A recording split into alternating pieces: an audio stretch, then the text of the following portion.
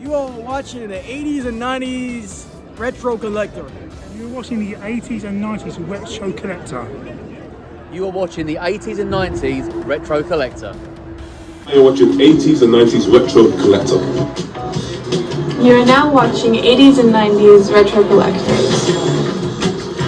You're watching 80s and 90s Retro Collectors. You're watching 80s and 90s Retro Collector. You're watching the 80s and 90s Retro Collector. You are watching 80s and 90s Retro Collector.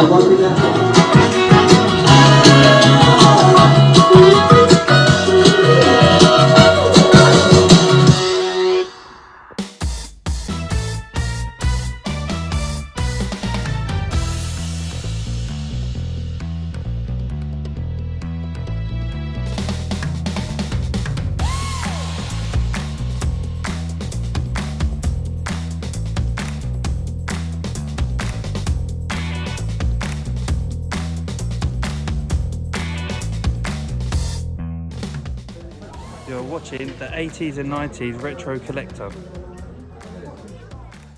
Hello, Balmy Badger Army. Welcome to 80s and 90s Retro Collector. It's me, the Badger, and of course my lovely co-host with the mostest, Mr. Nick Field. How we doing, Retro star Heads? of many a film. And of course, if you're watching this through Swaley's channel, 80s and 90s Retro Collector, thank you very much. And this is a short little chat about my channel and what we do on it. Now, Nick, if you'd like to start, you can tell them a little bit about the previous indication of the channel before. So yes, well, between ourselves, Geoff is a long-established content creator, and he does a lot of kind of like the technical YouTube stuff. I am an actor, presenter, voiceover artist, and comedian. And between us, we've been doing a huge number of different projects on the channel. Loads. Your channel started off originally called The Badger Show in around 2013. Actually, I'm going to correct you there. It was originally called The Badger, and then loads of people copied it, so I changed it to The Badger Show, and then loads of people copied that, so then I was like, oh, great. But yes, in our current incarnation as Brawling Badger Film Productions. That's it, or Brawling Badger Productions for short. Okay, indeed. And so yeah, but we've always been doing lots of. I mean, you do lots of taste testing, gaming videos. That's it. We do commentary videos. That's it. On the bench.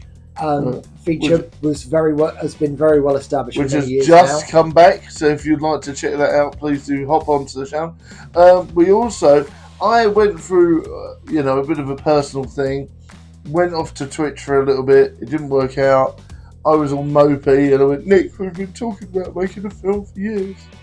I had all this personal tragedy stuff going on. And it was like, I think we're probably going to have to actually do it now, aren't we? Yeah, because it was the one thing that would actually uplift me and push me forward. Yes. So we made a film called Necromonicon Lost in the Woods, which is probably the cheesiest, most basic comedy horror film we'll ever watch about dad jokes and stuff. Yeah, it was. But then we totally went from 0 to 100 and made something called Ballamoron, which was a 45-minute special with better effects, better everything. So and I'm still really proud of that film. It's had over 10,000 views on YouTube now. That's it. And it's it came out about 3 years ago. That's right. And we just threw everything at it. And even then we didn't have very much. No. So it was just kind of filmed around your local area. Yep. We had a bit on a bus. There's a park down the road from here where we did some filming. That's it. And I did some shots for up London for some scenery. Yep, we did and an old friend did some other shots as well from the seaside. And we sort of did quite well with that. And we sort of cobbled them all together, hoped for the best, put some fight scenes in, and now it's become a cult classic.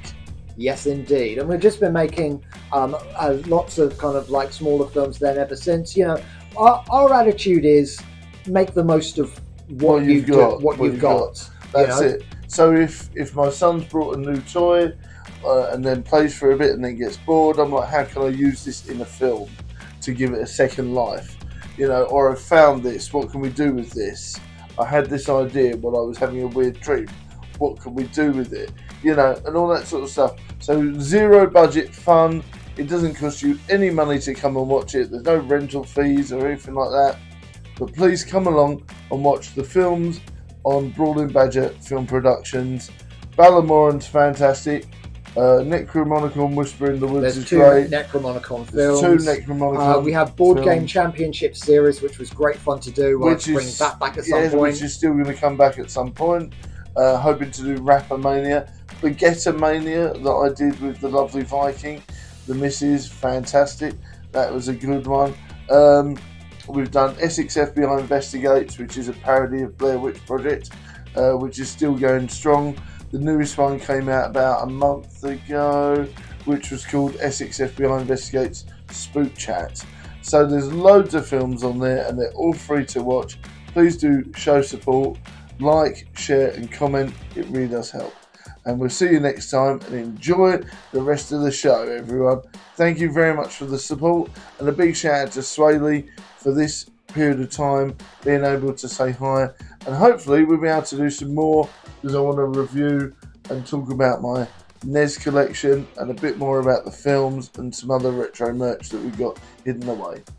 So thank you very much, everyone, and I'll see you next time. Catch you later, Retroheads. Come join the Badger Army. Indeed, over at Brawling Badger Productions. Bye! Hi, my name is Daniel Egan, and I'm an actor, and I was in Star Wars A Rogue One Story. I played two characters, a Death Trooper and a Partisan. And I'd like to say hello to all my fans, and especially 80s and 90s retro collector. Thank you. You're watching the 80s and 90s retro collector. Hello and welcome to 80s and 90s Retro Collector. How we doing, Retro Heads? I'm, of course, the Badger, and this is my lovely co-host Nick Field, and we're today going to be talking about Game Boys! But which of these is a real Game Boy? Yes, this is an accurate clock. And this is a genuine Game Boy from the 90s. Tell us if you were fooled by either one. Yes, indeed. So, I have recently been started to collect games with my son, and we've got all the bells and whistles. We've even got a carry case. Does your Game Boy still actually work? Mine doesn't. Yes, this was a fresh one brought from Retro. What's it called? The shop in Romford, but I'll remember later. Yeah, and that's a really good retro shop in Romford, and I really do recommend you guys checking it out. Right, you've got an impressive array of games here. We've of course got Tetris.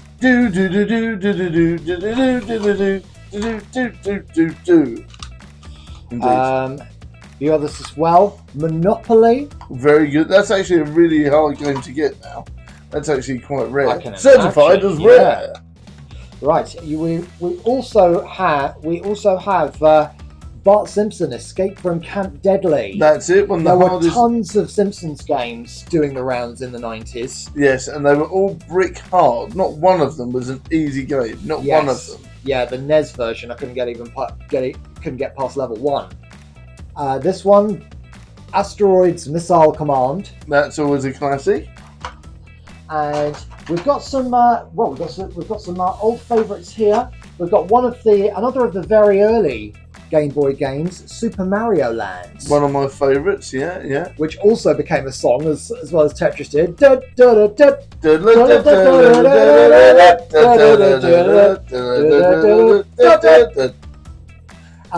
Kirby's Dream Land, another well-established Nintendo character from back in the day. Always enjoyed Kirby games. Has a secret hard mode, believe it or not, that one.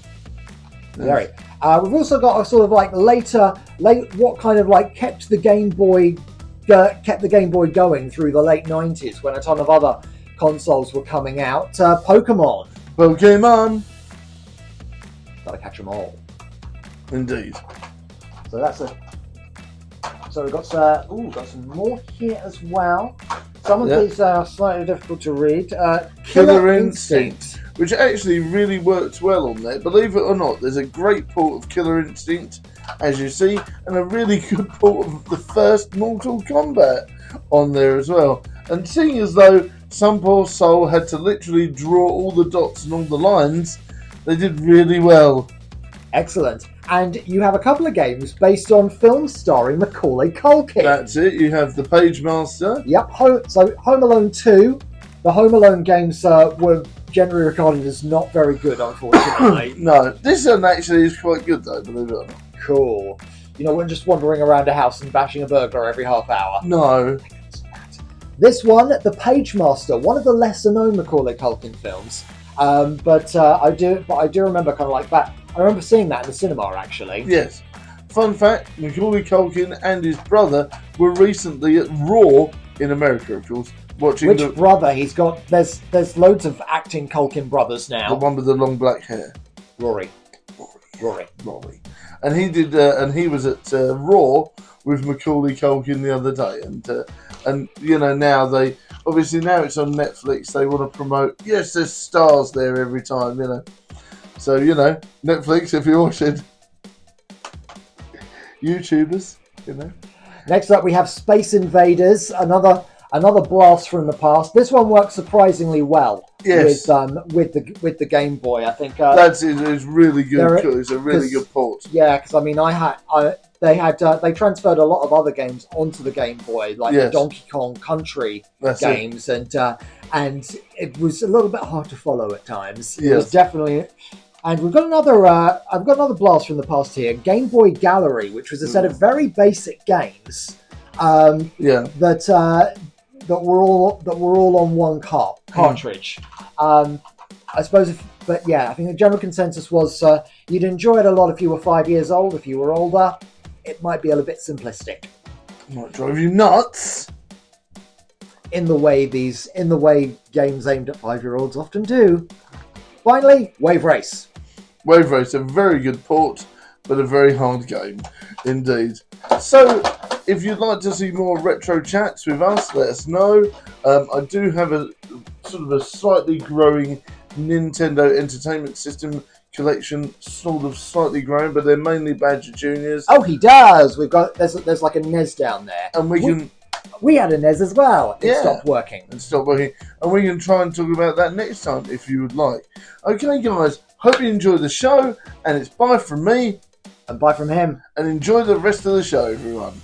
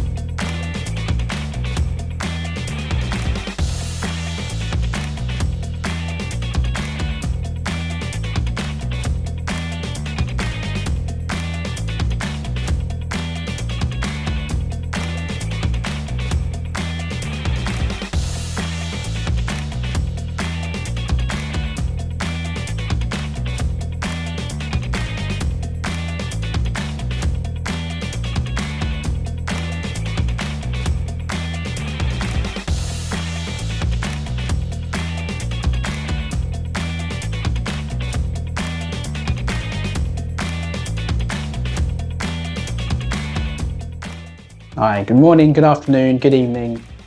Welcome back. It's Phil here from the Phil Crew Show. You're currently watching 80s and 90s Retro Collector. My topic today, I'm currently talking about collecting stickers, sticker albums, collecting magazines back between the 80s and all the way from the early 90s to mid to late 90s, I'd say. Now, those collections that I had back in the day, I'd say probably about early part of the 90s to mid to late 90s would be football. In football stickers and football cards back in the time would be regarded now as retro collection. So yeah, I'd say I had at the time was part of Capcom, Street Fighter 2 and other characters at part of Street Fighter 2, the sticker album, and also football stickers and cards I had back in the day in the early to mid to late 90s, all the way through.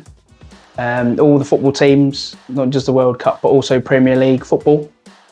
I also swapped, and not just swapped, but also collected wrestling WWF superstars.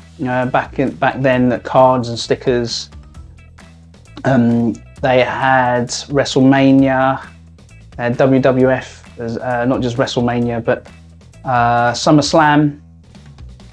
Oh my goodness.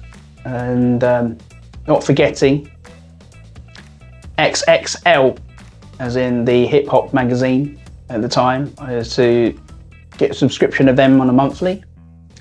And also I got a monthly at my local shop,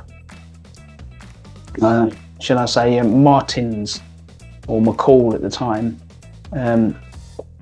I used to get them on a monthly basis back in the day, in my early teens. My goodness, I never forget that. When I'd pick up a magazine off the shelf, middle shelf, oh my goodness, I'd always see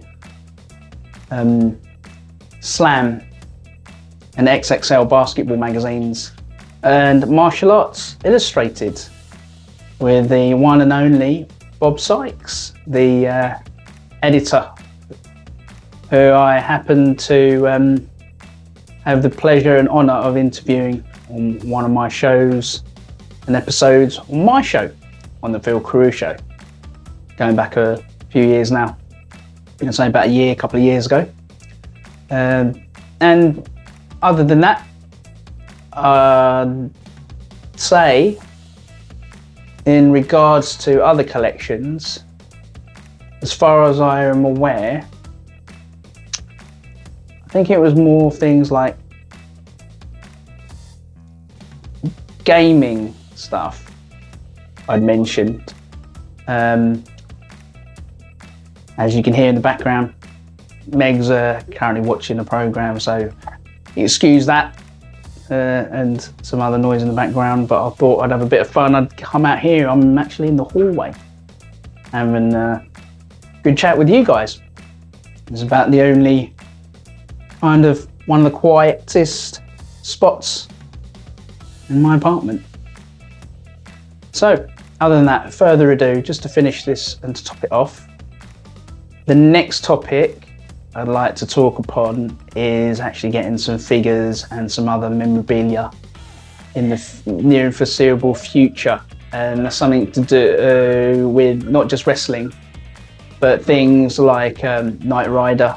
I'd like to get, my plan is to get the Knight Rider watch, and also some Ghostbusters figures, and Teenage Mutant Ninja Turtles. Oh my goodness, wow. The actual retro van itself. And the villains, Bebop and Rocksteady and Shredder. And you've got Master Splinter. And the four brothers, the Ninja Turtles themselves. Leonardo, Raphael, Michelangelo and Donatello. And don't forget, check out, I know it's rather dark for some, but there's a comic, if you haven't heard of it, of those who are new to it. I know there's a up and coming film, but you read the comic because you'll understand what it's about. The Last Ronin, the Teenage Mutant Ninja Turtles, The Last Ronin. Now, it's got a different twist to it to what we're most used to seeing in the 80s and 90s in regards to our fun-loving heroes in a half shell. So check out The Last Ronin. Check it out with the comics, have a good read, and then those who are already aware of it will understand where I'm coming from in regards to the up-and-coming film that'll be coming out, The Last Ronin. All right, folks, loving you. Love you and leave you. Adios. Ciao. Bye for now. Cookie, cookie, cookie. You are watching the 80s and 90s Retro Collector.